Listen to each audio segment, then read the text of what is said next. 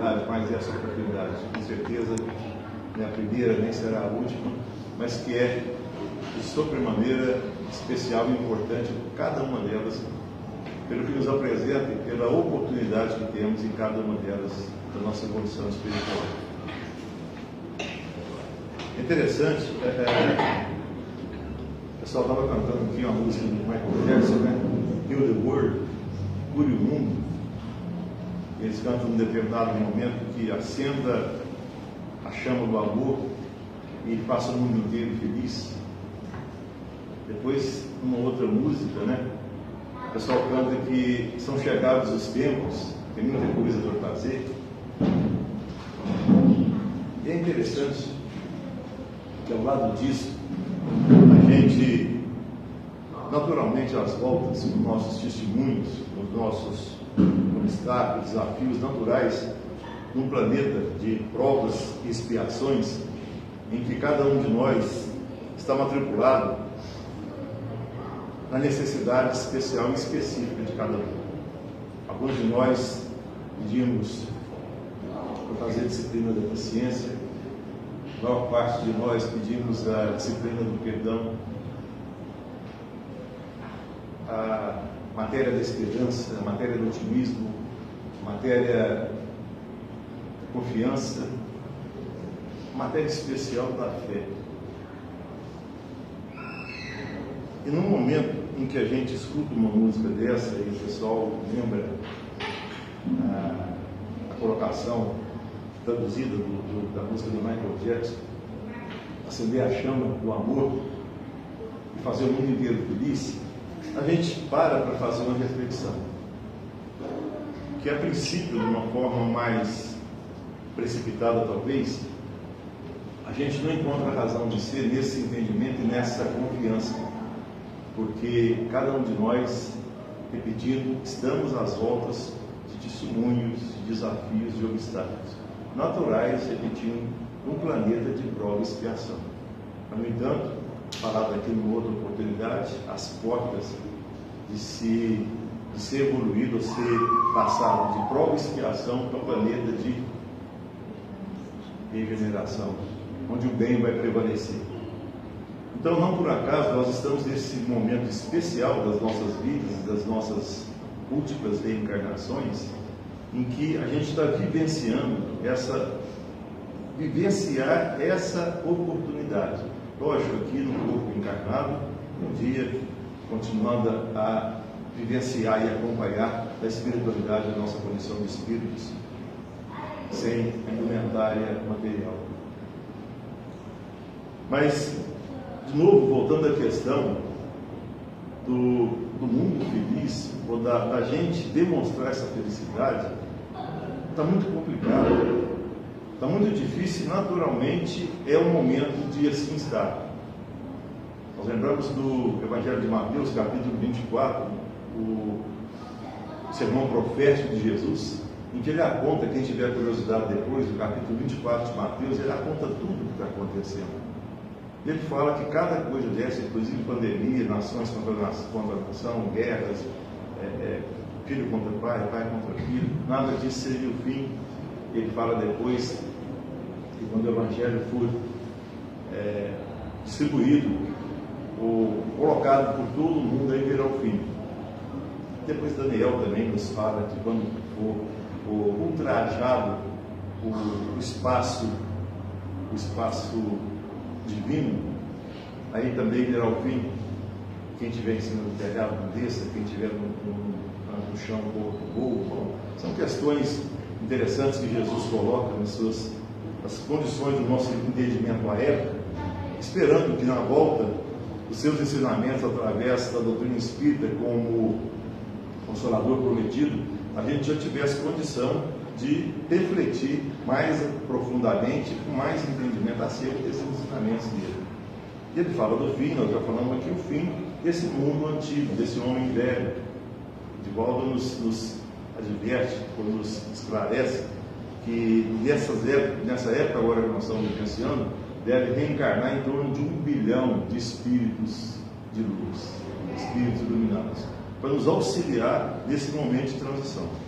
como Jesus fez com os capelinos lá 10 mil anos antes da vinda dele, trazendo os capelinos já mais evoluídos em conhecimento, também até espiritualidade, para nos ajudar nós na Terra nesse processo do nosso mundo primitivo para o mundo de prova e expiação. E agora passando de prova e expiação para o mundo de regeneração. Mas me chama muita atenção, com certeza,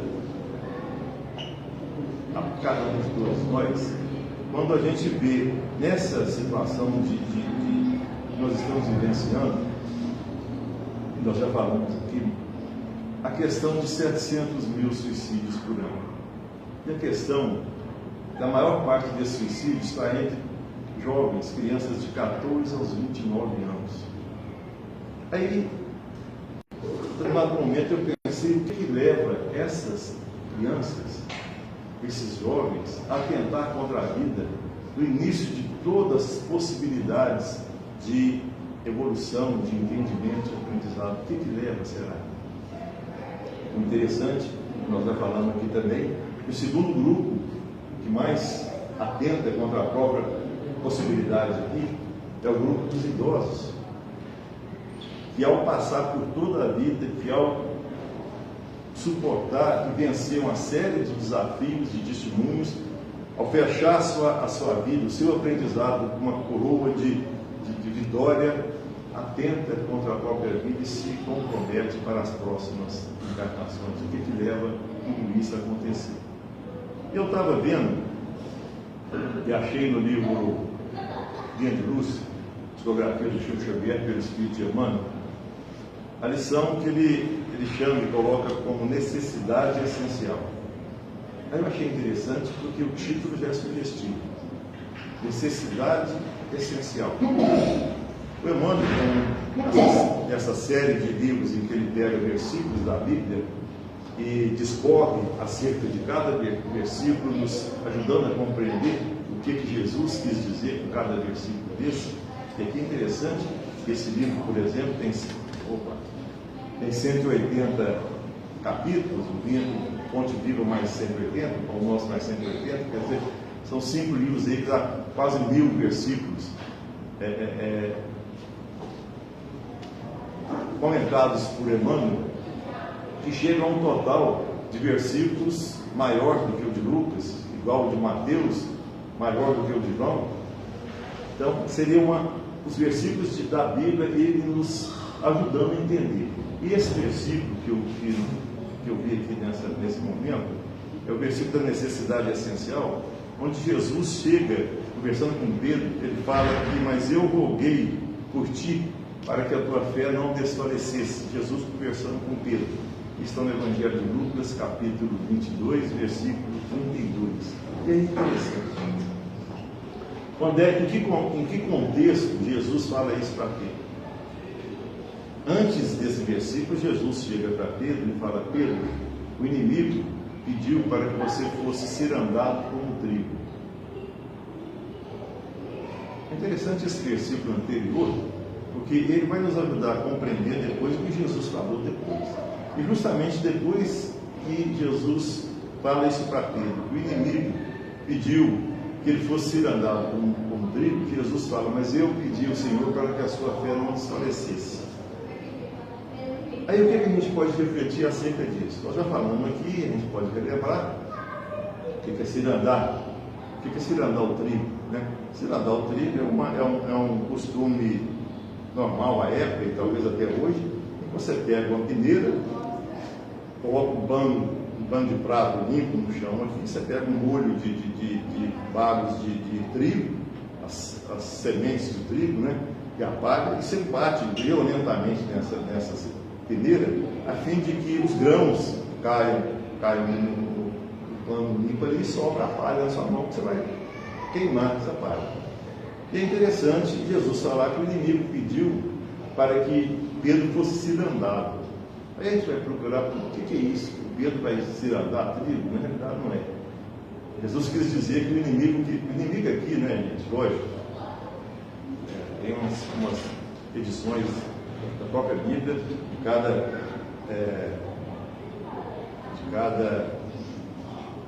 um que fez a Bíblia, cada apóstolos fez a Bíblia, Marcos, João, Mateus e Lucas, né?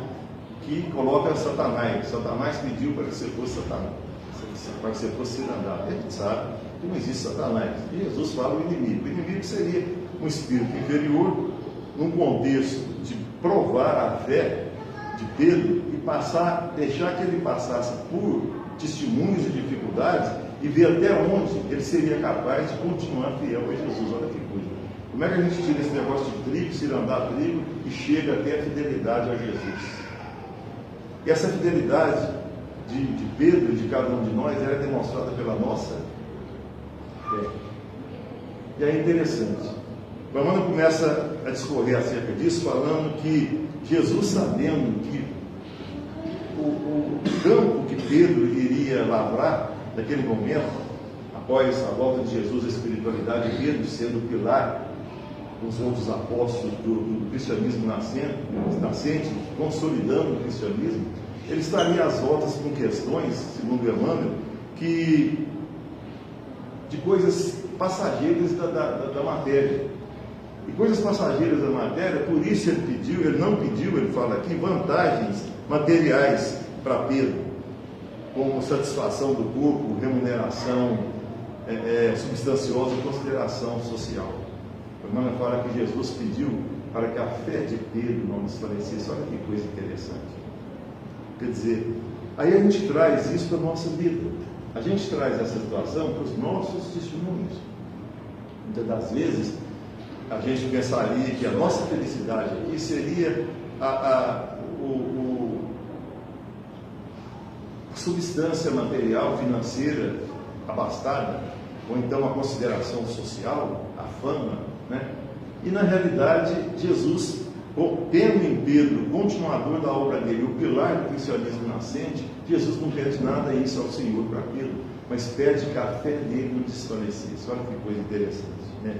Então ele deixa claro aí, né, que essa fé é a necessidade essencial para Pedro e passa a ser para nós também. E ele começa a outras considerações interessantes aqui, que ele fala que as realizações sublimes dessa fé, qualquer coisa pode alterar essa fé, pode alterar essa condição. Aí ele fala aqui, né, pequeninos acontecimentos podem interromper a consolidação dessa fé, pode interromper, ferir, adiar, ingratidão do amigo, um gesto impensado, a incompreensão de alguém, uma insignificante dificuldade, olha que coisa. São situações que a gente convive com isso, a ingratidão de alguém, uma pequena dificuldade ao nosso entender, uma palavra dita de forma destoante, em ofensa a nós outros, pode balançar essa nossa fé.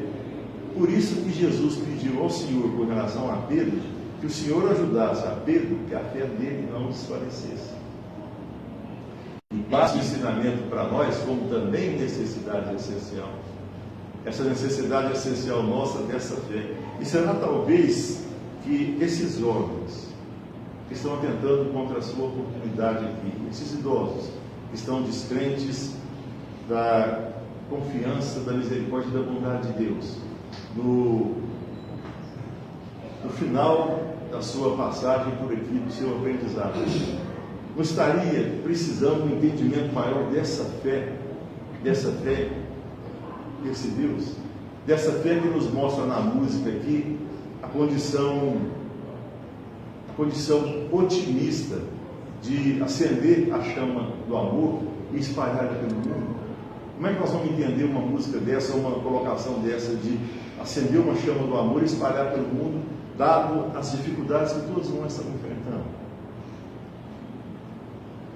E de que maneira nós vamos acreditar numa música dessa, num momento de otimismo, ao lado do que cada um de nós está tendo a oportunidade de testemunhar? Isso é muito importante, porque se a gente não encontrar essa reflexão, fica difícil a gente entender a misericórdia e a bondade de Deus. Fica difícil a gente entender que Deus nos ama hoje, como nós somos. o difícil é a gente entender que o que nós estamos fazendo aqui. Para que nós viemos aqui, por que nós viemos aqui, para onde nós vamos, qual o objetivo de cada um de nós que está aqui. Se a gente não procurar refletir sobre essa misericórdia e bondade desse Deus que nos ama. Até no momento da gente entender, e ele passa mais à frente aqui, né, que a gente reconhecer a transitoriedade dos bens transferíveis, né, mobilizando eles de acordo com a lei de Deus, mas olha aqui, convencendo cada um de nós, por fim, que a fé viva na vitória final do Espírito Eterno é o óleo divino que nos sustenta a luz interior para a divina ascensão. Então, nessa mensagem aqui, nessa passagem de Lucas, que Jesus fala da fé que ele pediu ao Senhor para Pedro, e dessa colocação do Emmanuel, nós temos para nós como recurso, opímio e recurso de excelência, a fé. E aí a gente para e fala, mas se Jesus pediu que a gente tivesse a fé do tamanho de uma semente de mostarda, e então é uma coisa muito pequena, então se eu não tenho nem essa fé do tamanho dessa semente de mostarda, não tenho fé. Ele fala no início aqui que essa conquista, ela demanda, não é uma conquista de pouco tempo, ele não é um dom, a fé não é um dom. Aliás, como toda virtude nossa, é uma conquista nossa. É uma conquista nossa. E não sozinhos. Nós estamos nessa empreitada, nessa conquista, por nossa conta. Nós temos amigos com muito mais experiência, com muito mais experiência de vida, experiência da espiritualidade, experiência dos valores divinos, porque já passaram pelo que nós estamos passando, sabem o que nós estamos passando, e vêm até nós nos auxiliar. Quando a gente começa a perceber isso, a gente percebe também essas dificuldades que nós estamos enfrentando como uma mensagem da vida ou da própria espiritualidade, daqueles responsáveis pela nossa encarnação, que balizaram o nosso desejo de reencarnar para que a gente pudesse alcançar maiores cotas dessas virtudes, nos habilitando a maior cota de felicidade, de paz e segurança. A gente começa a entender então e passa a valorizar a nossa vida de uma forma diferenciada. Eu estava conversando com um amigo que está tendo um contato comigo.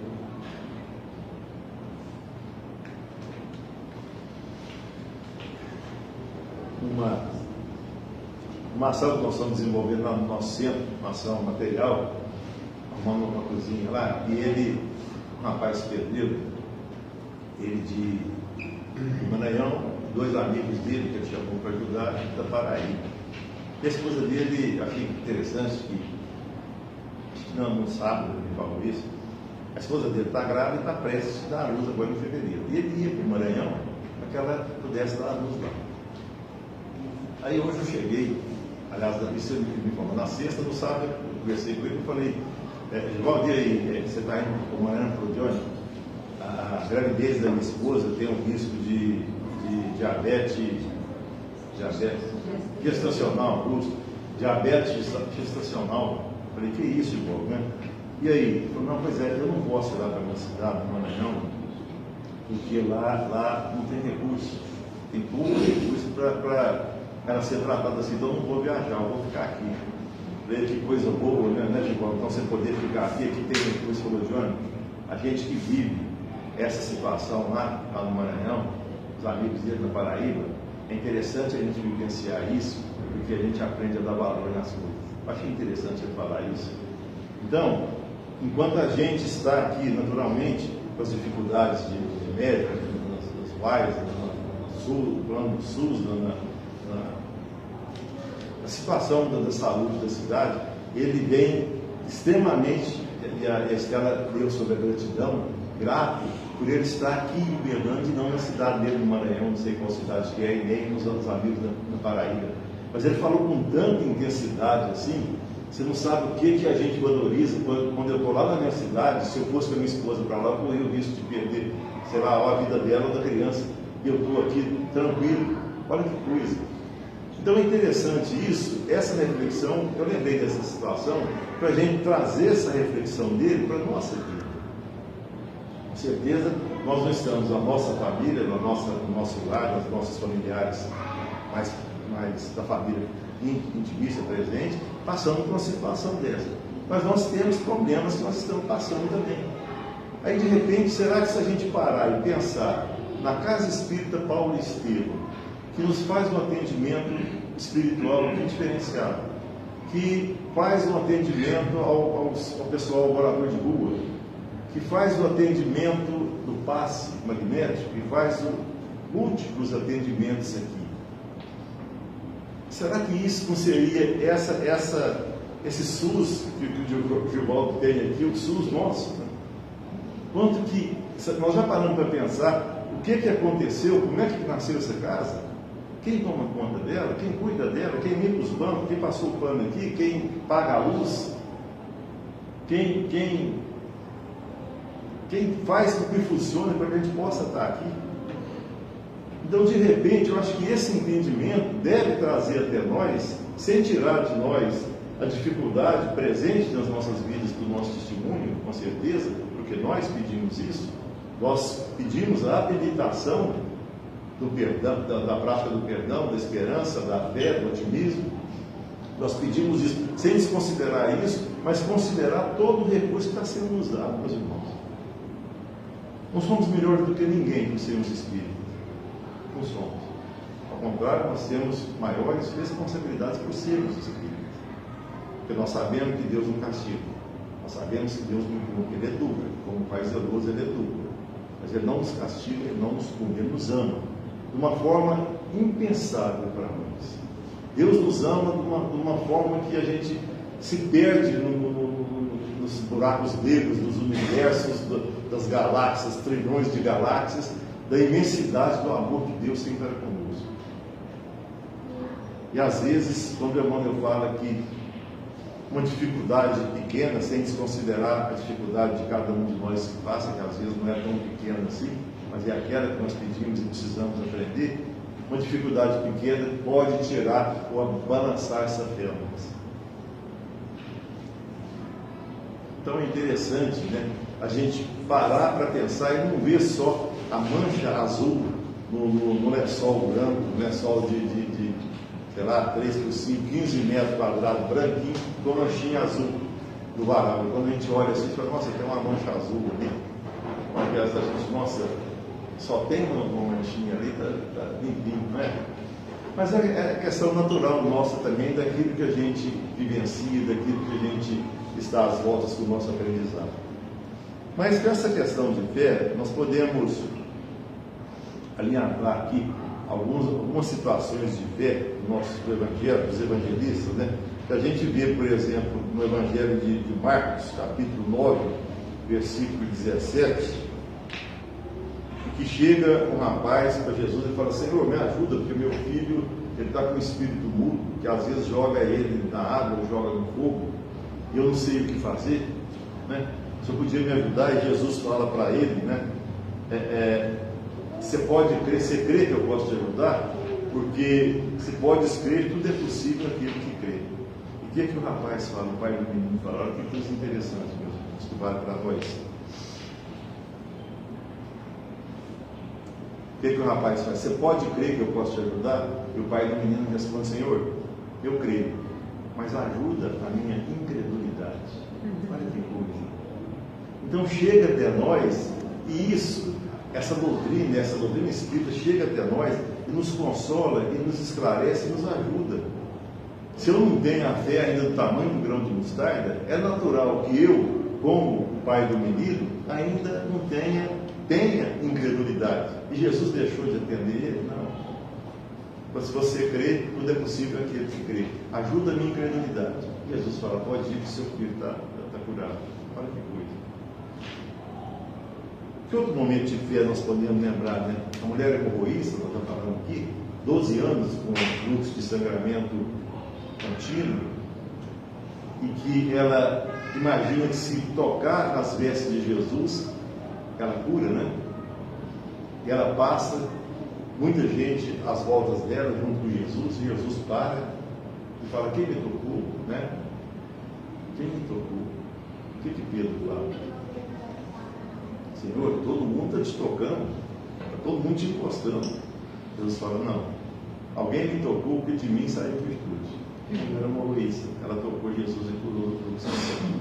E por que os outros, às vezes, outros ali cegos, outros com deficiências, limitações na realidade, outros com dificuldades, outros com tristeza, outros com melancolia, encostaram de Jesus e não se curaram? Será que é só a falta de fé? Pode ser, em parte pode ser. Mas o que é mais que pode ser? O pedido que cada um de nós fez para essa encarnação, para a gente alcançar a nossa habilitação de mais uma virtude. Então, se eu pedir paciência, eu vou conviver com pessoas que vão me colocar provavelmente paciência. Se eu pedir perdão, eu pedi, e a gente pediu, do lado de lá, a gente tem um entendimento diferenciado. 80, 90, 100 anos do lado de lá, é um piscar de ordem, realmente é. Nós somos eternos. Nós estamos na busca, como já falamos aqui, mas pode entrar no contexto, nós estamos nessa busca nossa de evolução, no fechamento desse ciclo de 7.000 anos, há quase 7.000 anos nós estamos. Da época de Adão, 4.000 anos antes de Cristo, mais 2.000 anos depois de Cristo, 6.000 anos, nós estamos no Shabat da Terra. E o que é o Shabat dos judeus? É quando eles, a sexta-feira, das 6 horas da sexta-feira às 6 horas do sábado, eles não fazem nada. Eles não comem, eles não tomam banho, eles não bebem água, eles não trabalham, eles não cantam, eles não fazem nada. É o Shabat. Eles só louvam a Deus. Nós estamos agora no Shabat da Terra, no 7º milênio. Então, são 7.000 anos que fecha o ciclo dos resgates dos caídos pela segunda vez. Nós falamos aqui da última vez. Aconteceu na época de Adão o quê? Primeiro, né, só a gente lembrando aqui, eu acho que é interessante, para quem não pôde escutar, né? Kardec pergunta aos espíritos se existiu Adão. Olha que coisa.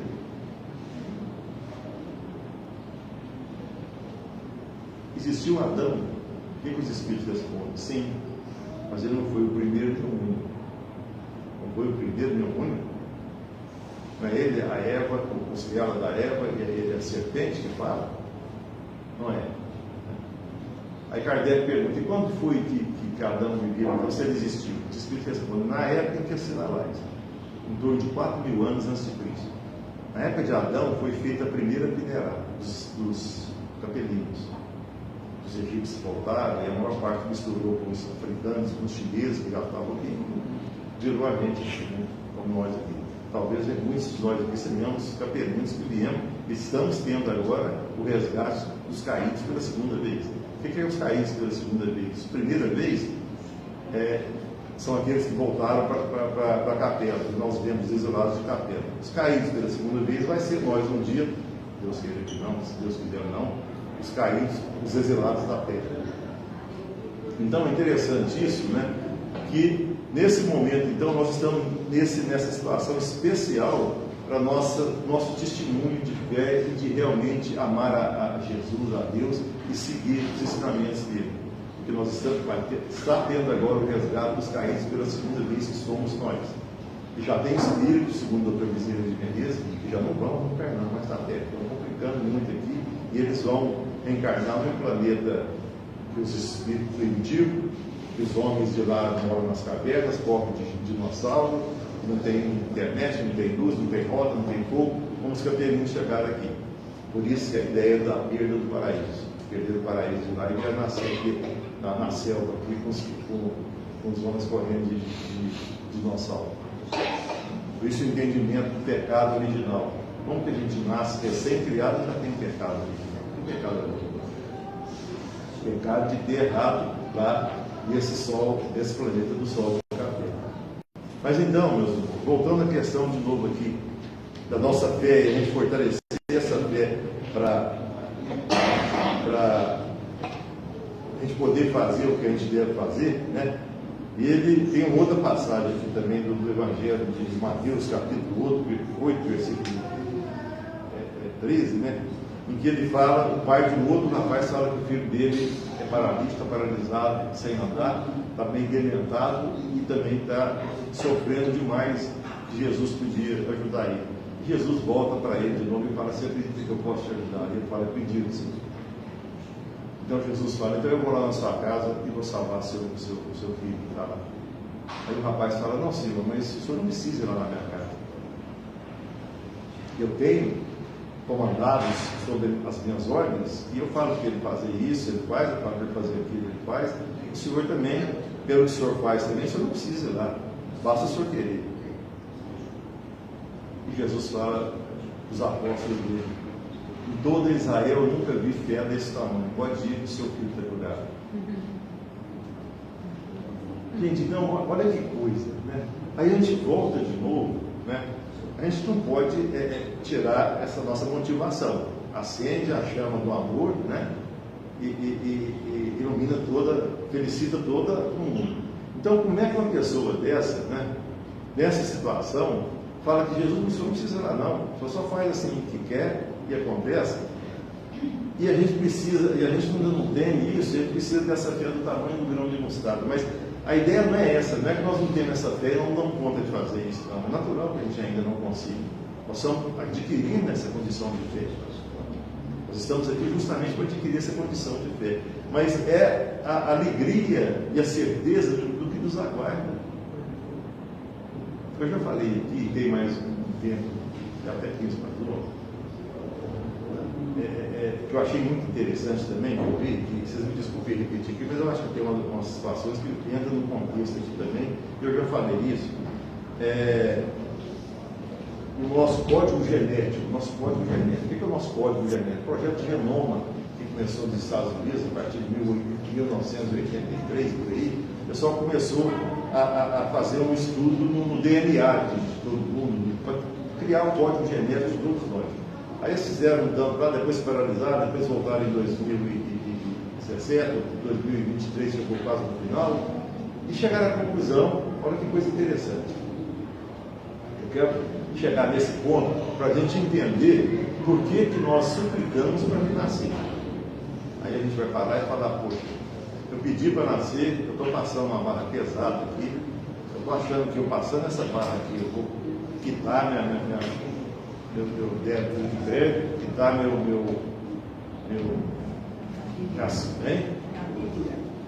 dívida, né? Vou quitar minha dívida e vou só ficar feliz depois, né? Então, a gente pensa isso. Mas por que a gente suplica para nascer? Será que é só para isso? Aí a gente volta para o projeto Genoma lá das universidades americanas, o estudo que foi feito e que eles chegaram à conclusão. Que conclusão que eles chegaram? Eles chegaram à conclusão que o código genético do mosquito, esse mosquito, coisa aqui, ele é 85% do nosso código genético.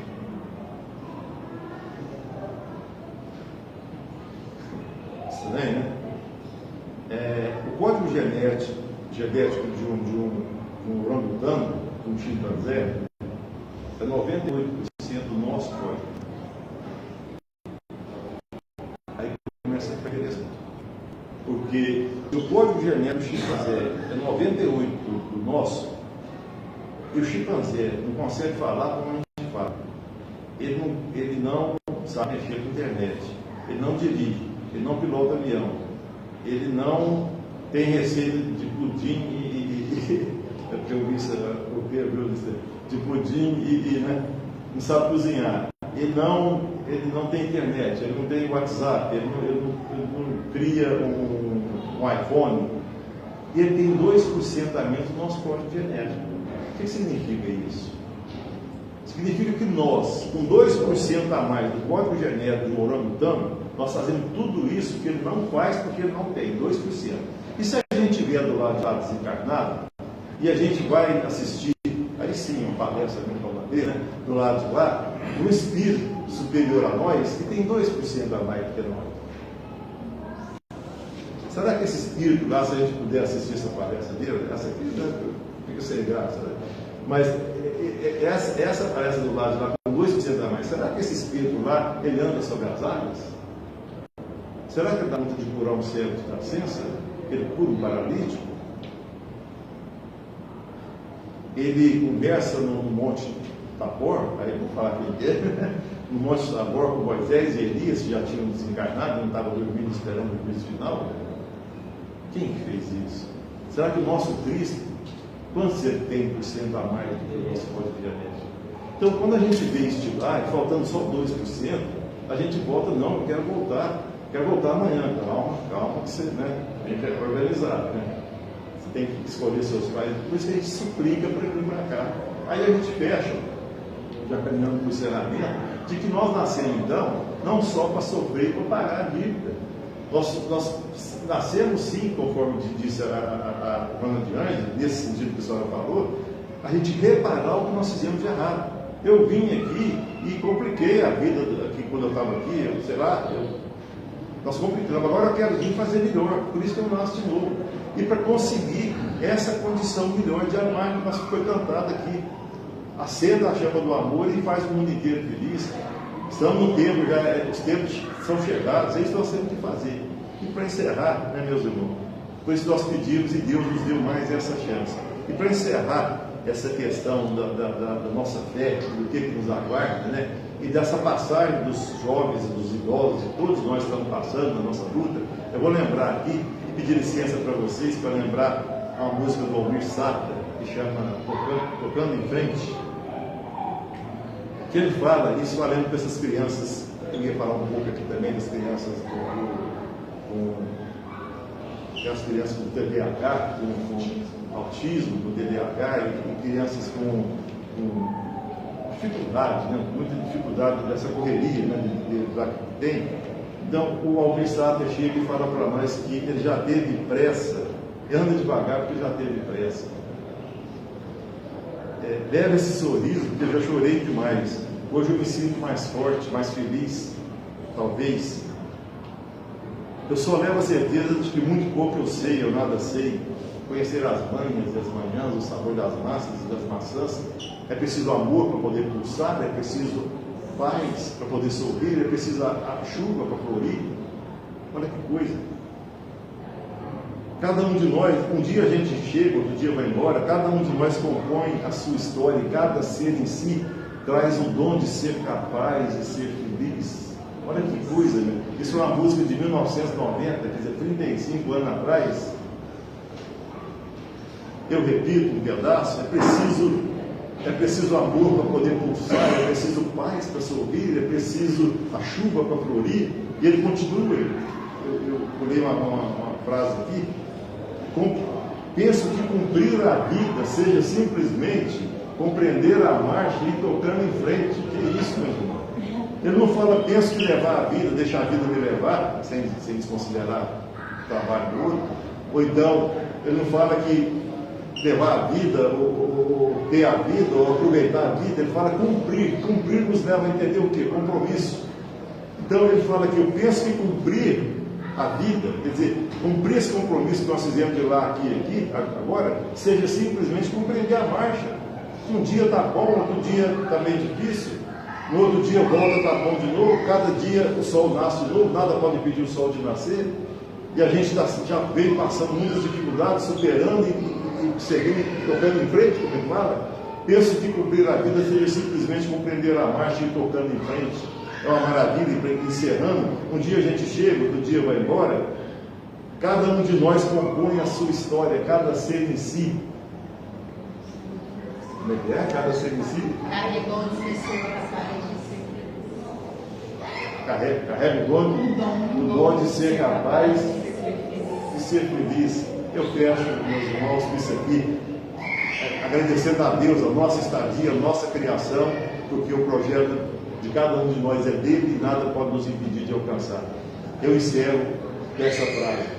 Penso que cumprir a vida seja simplesmente compreender a marcha e tocando em frente. Cada um de nós compõe a sua história. Cada ser em si carrega o dom de ser feliz, ser capaz de ser feliz. Independente das nossas dificuldades, do nosso testemunho, porque desse testemunho nós não estamos sozinhos.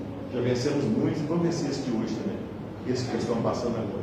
E vamos seguir em frente, porque nós somos filhos de Deus e tem como. Muito obrigado, meus irmãos. Agradecer a Deus, acima de tudo, pela oportunidade. Agradecer a casa mais uma vez, sempre, pelo carinho, pelo convite. A cada um de vocês pela paciência também. Que Deus nos abençoe hoje por todos.